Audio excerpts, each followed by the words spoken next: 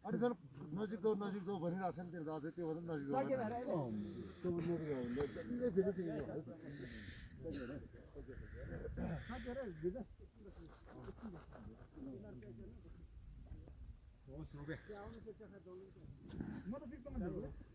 जाऊ